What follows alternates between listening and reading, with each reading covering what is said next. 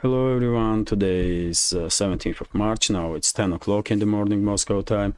I'm Levan Gudadze and this is my first update for a day in which I will share all the main news that are making headlines in Russian media outlets and Russian language pages on different internet platforms. Later on today, about 9 o'clock, I will have a live stream on my YouTube channel and of course during the live stream I will share with you all the additional news that will be reported by Russian media on major topics that are discussed here in Russia. Hopefully you will find time to join the conversation. And that's been said, let's go through some news. And because there was no reports about some crucial changes on the line of contact in the zone of special military operation, I will start with the media reportings straight away. And first of all, RIA Novosti's report that before police stations open today, for a third day of presidential elections, according to Central Election Commission, more than 55% of voters already participated in election, and well, today this number most likely will reach 70-75%. Let's see later on. Of course, we will have some additional information about it. Also, dear friends, even though I mentioned several times in previous videos names of the candidates that are on the ballots, I will share with you this information once again. There are 4 candidates on the ballots for presidency. Leonid Slutsky is a candidate from Liberal Democratic Party of Russian Federation. Nikolai Kharitonov is a candidate from Communist Party. Vladislav Davankov is a candidate from New People's Party, and this party is new itself, relatively new itself. Although quite successful, I will say, because in a fairly short time, New People's Party managed to establish themselves as a federal level party, and they are represented in the parliament, in the State Duma also. So quite successful first steps on behalf of this party. And of course, 4th presidential candidate is Vladimir Putin. He is an independent candidate, although ruling party here in Russia, United Russia, is in support of Vladimir Putin, and many other parties also, and therefore those other parties did not come up with their own candidacy for presidency. When it comes to organization of presidential elections, observers from 106 countries are monitoring situation, and from the comments that I see on social media, on news agencies pages, comments are vastly positive, or they find the elections extremely well organized. Some observers from the Western states are somewhat surprised even that elections here in Russia are organized significantly better than in the West. Well, hard to me to judge because I never observe elections in the West. I don't know.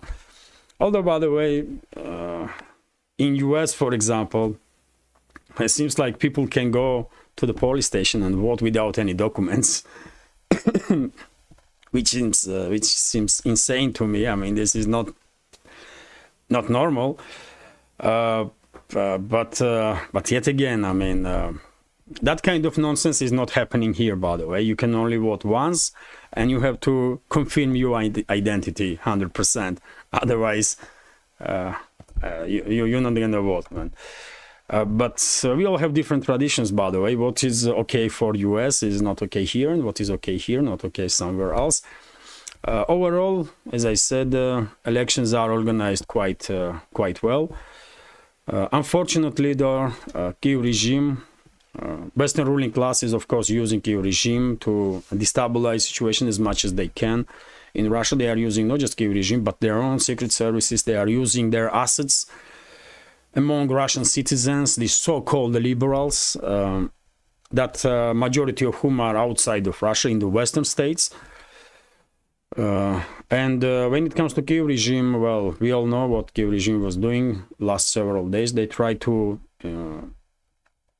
send their saboteurs, thousands of saboteurs, into Kursk and Belgorod region, and they failed miserably. Also, unfortunately, shelling is taking place from forces of Kyiv regime of new Russian regions and also Belgorod region, for example, and Kursk region. They are under fire. Unfortunately, this morning, Belgorod came under Kiev regime forces fire once again. But yet again, there are some difficulties on the borderline regions. But overall, in Russia, in general, elections are taking place in a calm, peaceful environment. Because the Western ruling elites are using those assets that they had in Russia, and those assets, majority of whom are in the West, they are using internet, social media platforms to agitate some people, and unfortunately, there were instances when people that failed to this trap of Western secret services and their assets, those people, I mean, acting weirdly, in some cases extremely dangerously. There are cases when they are pouring some liquid into ballot boxes, some painted liquid.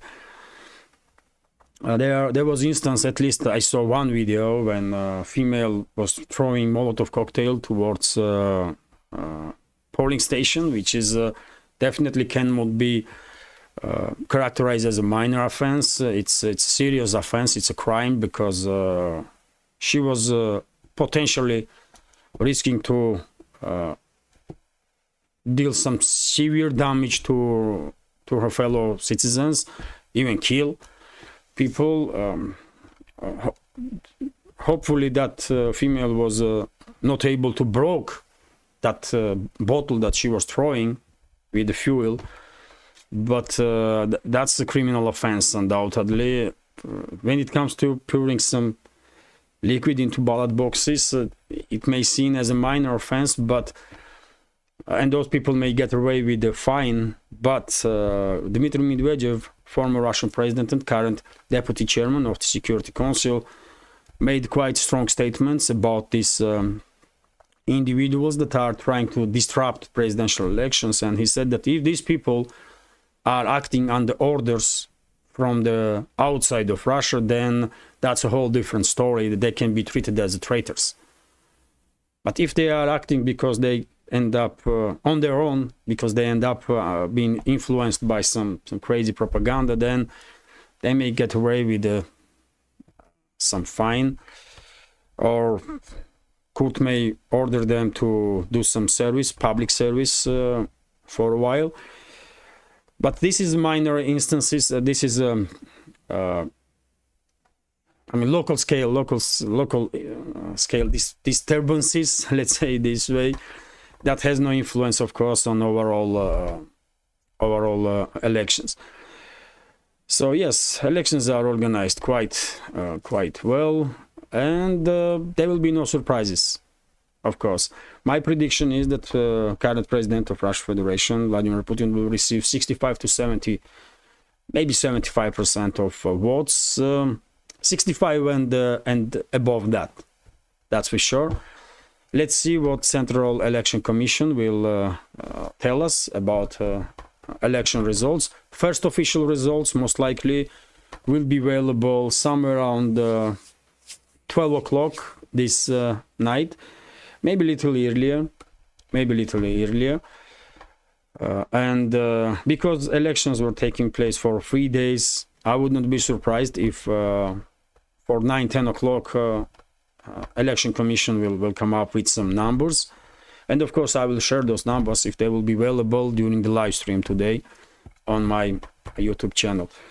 So yes, this is when it comes to election processes. It's a third final day today, and tomorrow we will definitely know who from candidates receive how many percent of votes. Let's continue with some additional news. RIA Novosti's report that during the nighttime, Russian air defense systems shut down 35 Ukrainian drones over the Russian regions. I shared on my Telegram information about those regions, and let me give you more detailed information. So air defense systems on duty intercepted and destroyed 35 Ukrainian drones over their past night in the Moscow, Belgorod, Kaluga, Oryol, Rostov, Yaroslavl, Kursk regions and the Krasnodar territory. The Russian Defense Ministry reported on Sunday. Unfortunately, we have information here that in Kuban region, several Ukrainian drones managed to hit Slavyansk and oil refinery, and there was a fire as a result of this strike. But this happened around 3 o'clock this night, and for now, according to reports that I see, emergency services dealt with the issue and fire is extinguished, and assessment is taking place now about damage. Unfortunately, during this strike, according to some reports that I see, one worker on this oil refinery had a heart attack and died as a result of it. Another casualty of civilian casualty of Kiev regime. RIA Novostis. And by the way, probably many of you did notice that in recent days Kiev regime is actively trying to strike oil refineries on Russian territory, which may indicate that well, Kiev regime is afraid that Russian side is preparing large-scale offensive operations, during the which, of course, armored groups will need significant volumes of fuel. So maybe that's why they are so focused on oil refineries. Not just they are shelling not just civilians. Usually they are shelling civilians. That's what they do. Zelensky and his criminal associates, those mass murderers. But when it comes to targeting some infrastructure, they definitely are focused on mainly on oil refineries, especially last several days. RIA Novostis report that Russian armed forces establish additional strong points in central parts of Rabotina settlement, according to Vladimir Rogov, head of NGO We Are With Russia, that is actively operates in Zaporozhye region. And well, none of you, for you, this information is not new. I report like 2 days ago, I believe, that Russian armed forces managed successfully to conduct local scale offensive operations and establish control over the central part of Rabotina. There was even video that was circulating in internet about this Russian offensive operations towards central parts of Rabotina. And well, because Rogov is somewhat associated with the local government in Zaporozhye region, I will say it's official now. We have official confirmation that Ukrainian forces are in control of just northern part of Rabotina, and most likely will be forced to move back from that northern part also in upcoming days. Let's continue with some other news. And RIA Novostis reports that Peskov, press spokesman of Russian president, commented on recent attempts of Kiev regime to send sabotage groups into the Russian territory in Kursk and Belgorod region. And while commenting this topic, Peskov noted that during these attacks, Kiev regime was using 2,500 military personnel approximately, among whom 1,700 was killed and wounded. And to be even more precise, Kiev regime lost 550 military personnel, key aid. So 550 military personnel is irretrievable losses, and another 1,200 military personnel was wounded, captured, and so on. So, of course, these attempts of Kiev regime, and of course, behind these attacks were Western secret services, undoubtedly. I even saw some reports that United Kingdom was organizing these incursions into Russian territory. So, whatever the case, of course, this attempt to destabilize situation in the Kursk and Belgorod region and to establish some footholds of Ukrainian terrorists there. Failed miserably, and with heavy casualties they were forced to retreat. Although, by the way, it is possible that Washington and London will order Kiev regime to send another 1,000 or 2,000 saboteurs towards Belgorod and Kursk region. Let's see how situation will develop today, because it seems like Western ruling elites are desperate. They are desperate, by the way, to somehow destabilize Russia, and because their attempts are failing, they're becoming even more and more crazier about it. But anyway, let's continue. RT is reporting that Zelensky's draft leaving Ukrainian villages without men, according to Washington Post. Well, maybe this is surprise for a Western audience, a significant part of Western audience, but not for us, not for our community, because I was reporting so many times about this forceful mobilizations when Kyiv regime is basically kidnapping people everywhere they can. But let's go through this news. Some Ukrainian villages and small towns are left with hardly any adult men aimed aggressive and indiscriminate mobilization tactics by their army recruiters, who are desperate to refill the ranks of the depleted forces, according to a report by the Washington Post. In an article published on Saturday, the outlet detailed the plight of the village of Makov in the Khmelnytsky region in western Ukraine, where virtually every man of fighting age had been killed, wounded, or gone missing, with the remaining few being hunted down by the draft officers. It's just a fact.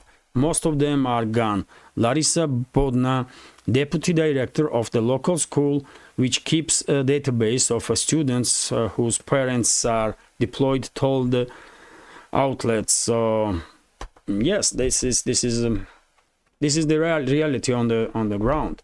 This is the reality on the ground, and it's gonna get only worse. Situation for Kyiv regime gonna get only worse and worse, not just in terms of lack of manpower, but in terms of lack of munition, weapon systems, everything. Hopefully Ukrainian society will start realizing that they've been used as a proxy against Russia by Western ruling class, and will raise their voices. Otherwise, Zelensky and his associates will sacrifice every single one of them, because they never cared about Ukraine or Ukrainian citizens, and they never will. It's so obvious, man. It's so obvious, and was obvious always.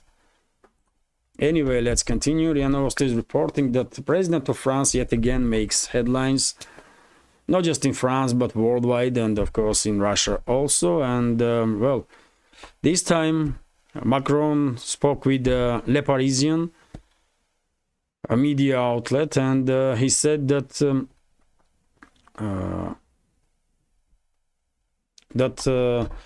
French troops could be deployed into Ukraine to combat Russia. Let me translate, by the way, entirely this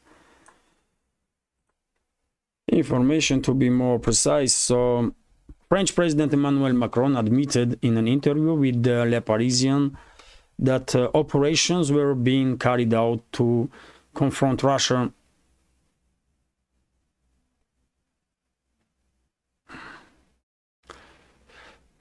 So French President Emmanuel Macron, translation is not exactly the correct, this mechanical translation. Macron admitted that it is possible that operations will be carried out to confront Russian troops in Ukraine, perhaps at some point, and I do not want this, and I will not initiate it. Operations on the ground will have to be carried out, whatever they may be, to counter Russian troops, Macron says. According to him, the strength of France lies in the fact that we can do it. Well, you cannot do it. First of all, Macron is very delusional. Only reason why France is taken as a more or less significant military power is because of nukes. Otherwise, I mean, entire French army can be deployed in Ukraine and the Russian side will exterminate it in a month's time, maximum 2 months' time. That's all. So this individual really are delusional if he thinks that French army can do anything against Russia. And the only reason why anybody is taking France, seeing France as a military power is because of nukes. That's all. They cannot hold on to their positions in Sahel region of Africa. They were thrown out from there. What he's talking about? I mean, let's be real here. After all, Russian forces defeated 3 Ukrainian armies already, and it's the 4th one now that is demilitarized. And every single those armies of Ukraine were much more capable than French army ever will. That's it, man. But statements itself, I mean, because France is a nuclear state and because France is a member of NATO, these statements from Macron is getting more and more dangerous, really. And I don't know how, but at some point, someone have to intervene and I don't know, man, give him some medicine or something so that he will come down a little bit. I mean, if there is some issues in France with the psychiatrists, I mean, they can ask other countries for support, and I believe many countries will send some professional psychiatrists into France to help French leadership to come to their senses, because they don't really seem like adequate at this point. They really don't. And especially, by the way, I mean, when it comes to Macron, this is, I mean, really some special case. In one hand, Macron is, and this is happening same day, by the way. In one hand, Macron is threatening Russia with some military operations, which is sick, by the way. It's just unbelievable craziness. But in other hand, he is saying that, well, he will speak with Putin, and if Putin will call him, he will answer the phone. Okay. And also his statement, by the way, that he will ask Russia to conduct some for ceasefire during the Olympic Games that scheduled to take place in France this summer. Well, let's go through each of these points. First of all, why should Putin ever call Macron, man? I mean, especially now after this immensely responsible statements from him and his government members. That's first point. And when it comes to Olympic Games, what Olympic Games, by the way? I mean, I don't know any Olympic Games for now. Olympic Games for me and for many of my fellow citizens are longer in the past, part of the history. Because whatever is happening now under this name Olympic Games is just like, I don't know, some gender fluid, non-binary LGBTQ parade, and Russia has nothing to do with it. Russia has nothing to do with it, so they can, you know, have as many parades as they want to. They can call it whatever they want to, Olympics or non-Olympics. Who cares, man? But I don't think Russia will take seriously anything that comes out from Macron, man. This is crazy. But anyway, before I continue, dear friends, let me notice, if I may, that this channel, this small project of mine, is entirely subscriber-based, subscriber-funded. And if you find this channel, my updates, interesting, useful, informative, please consider to support my work and this small media project of mine with small donations through PayPal, which is, of course, well-known platform, or through Boosty. This is a very popular platform in Russia. among creators. I don't know about Western world. After I was cancelled on Buy Me a Coffee, I'm using now Boosty. I'm gonna try to use Boosty actively, and I mean, if you can subscribe on my Patreon page also, which is gonna be also a great support, of course. All the links in the description box or in the pinned comment. And that's been said, let's continue with the news. And RT is reporting that European Union is to use Russian assets to buy arms for Ukraine, according to Scholz, another genius of the modern era, Chancellor of Germany, Olaf Scholz. He made a statement that interests acquired from Russian assets frozen in the EU will be used to purchase weapons for Ukraine. So it's not a question of if.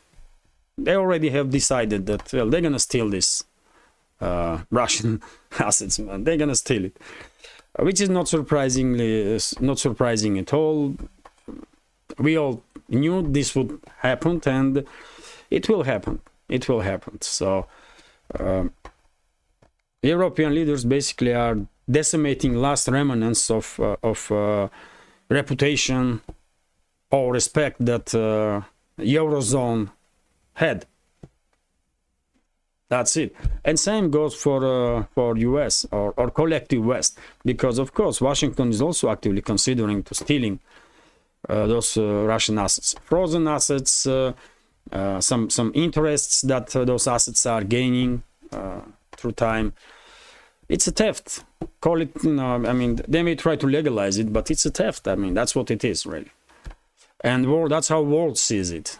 And therefore, just see, just look at the outflow of investments from collective West countries.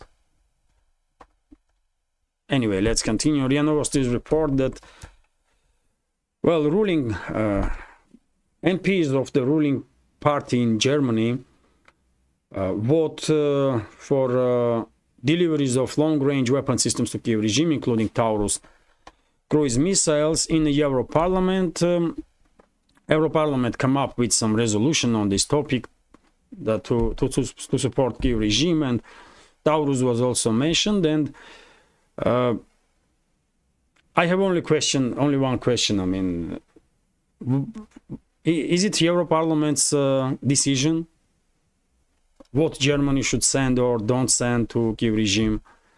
I don't know.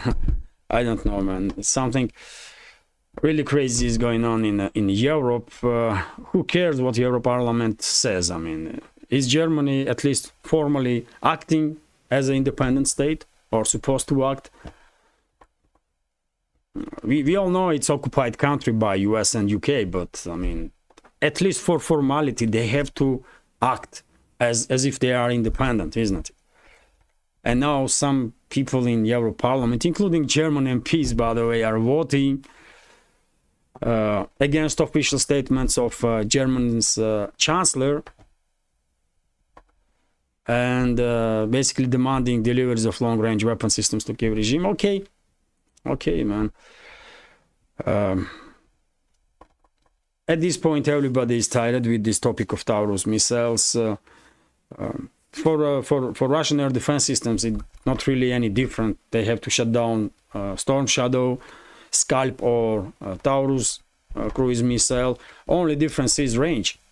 And that's why many experts are calling Berlin to restrain itself and not to deliver these missiles, just because of the range. Because if of course German military is gonna operate with these missiles, and those missiles eventually might be used to target, and most likely will be used to target Russian cities, and Moscow will be, will end up in a situation when they have to respond. That will be a red line, after crossing of which Moscow will most likely find itself in a situation when some extreme force has to be used to bring to their senses Western ruling elites. That's what it is, really. But anyway, let's continue. RIA Novosti's report that German general, retired German general, let me give you name of this individual, Harald Kjat, in an interview with the Well Watch, stated that Western weapons, no Western weapons, including Taurus long-range missiles, can influence inevitable outcome of this conflict in Ukraine. And well, he is correct. I mean, I'm not for nothing saying that most likely there are some generals in Western countries that are sane, and hopefully they will intervene and they will stop these crazies that are in political leadership of the Western countries. I believe there are some adequate generals in officers, high-ranking officers in militaries and among secret services that understand how dangerous it is to continue this constant escalation between the sides and how dangerous it will be for entire humanity if eventually NATO and Russia will end up in direct confrontation. And at some point they will intervene. I'm little surprised that Macron is still opening his mouth. This is shame for French army and French secret services. They should already intervene and calm him down and explain him that he should shut up forever. But okay, maybe they will do it now.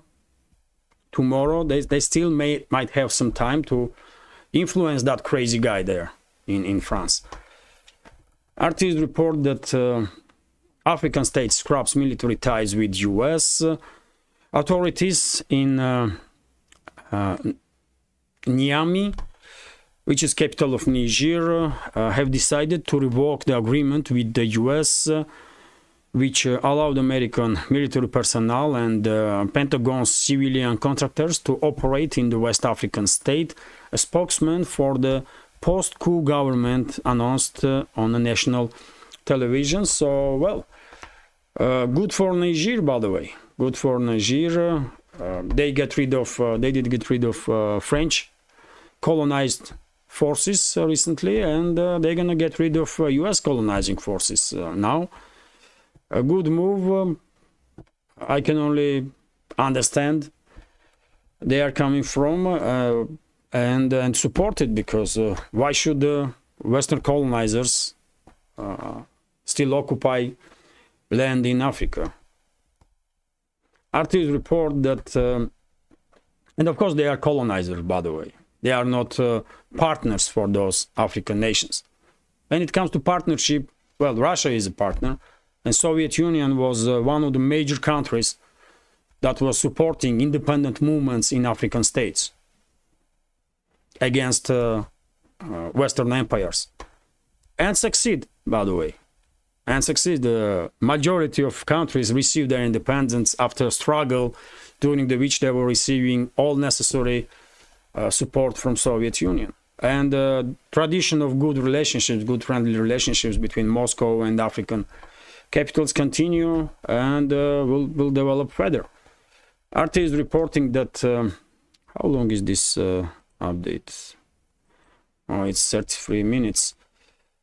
Okay, I will go through some headlines at least. So, success for Russia in the Ukraine conflict would progressively weaken the US. Moscow's ambassador in Washington, D.C. has argued. Anatoly Antonov also accused the US and the UK of perverting a peaceful resolution of the conflict in Ukraine during the early stages. This is true, of course. And well, it is very unfortunate that US and UK and Western world in general choose to stay on the wrong side of history. And because of this decision, of course, any victory of the Russia and any country in the rest of the world will further weaken position of the collective West. which is undoubtedly on the wrong side of history right now, and will remain on the wrong side of history if there will be no changes in political leadership of those countries, and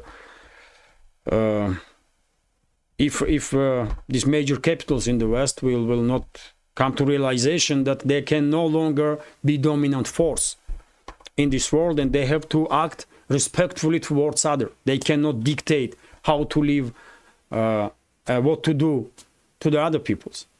They cannot do this. Cannot do this. That's it. TASS news agency is reporting that, well, Trump made quite scary statements, by the way.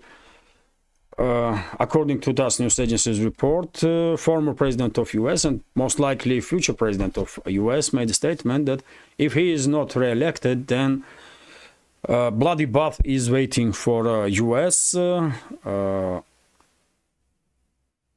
and total, you know, let's translate it, by the way, because quite strong statements, really. So, former US leader Donald Trump believes that United States will face a bloodbath if he does not win the presidential election in November. If I don't get elected, there will be bloodbath, and that's the least that will happen. It will be bloodbath for the country. He told supporters in Dayton, Ohio on Saturday. Well, if Trump's supporters, if Trump supporters see any intervention in elections from the neolibs or deep state, and if they did not believe that elections were fair, and if Trump will lose, which is hardly possible, but if, well, in that case, well, some elements of civil war may even happen in US. Let's hope this is not the case. Let's hope, because US is a nuclear power, and we don't really need any disturbances in the nuclear power. So let's hope everything will be calm and okay in US. But well, it is unfortunate. It is unfortunate that this nuclear power is in a situation now when even top politicians are talking about some significant disturbances inside the country if processes did not go as they should, according to law, let's say this way. RIA Novosti's report that Russian Foreign Ministry warned Armenian leadership about consequences if Yerevan continues with the anti-Russian steps. Maria Zakharova spoke about this topic and said that Moscow is in very friendly conversation with Armenia, with very friendly tune. Although, of course, warnings or recommendations are issued from Moscow to make sure that two sides are, maintaining good friendly relationships. Yes, Moscow can be as diplomatic as they want to in the Ministry of Foreign Affairs, but we all know that Armenia's government don't care about it. Pashinyan and his government, they are assets of Western ruling class. They are assets of collective West, and they will be used by West as a tool to use then Armenia against Russia. That's all, really. RT is reporting that according to Austrian Foreign Minister, 95% of Western companies are staying in Russia. The majority of Western companies continue to operate in Russia, despite many foreign businesses announcing their exit from the country in response to the conflict between Moscow and Kiev. Austria's Foreign Minister Alexander Schallenberg has said, and well, he's, I don't know about percentage points, 95 or 90 or 75, but plenty of Western companies, yes, they are maintaining their presence in Russia, on Russian market, because it's a lucrative market, by the way, and they don't want to lose it. Many companies are, creating new brands to stay on Russian market. They are coming up with some other ideas, but they are doing what they can to at least maintain some level of presence on here in Russia. Because that's what business do, by the way. This is businesses. They want to make profits.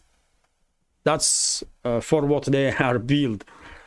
But anyway, and then this is not surprise for our community, of course, because I report so many times in previous updates about these many Western companies that are trying their best to maintain themselves here in Russia.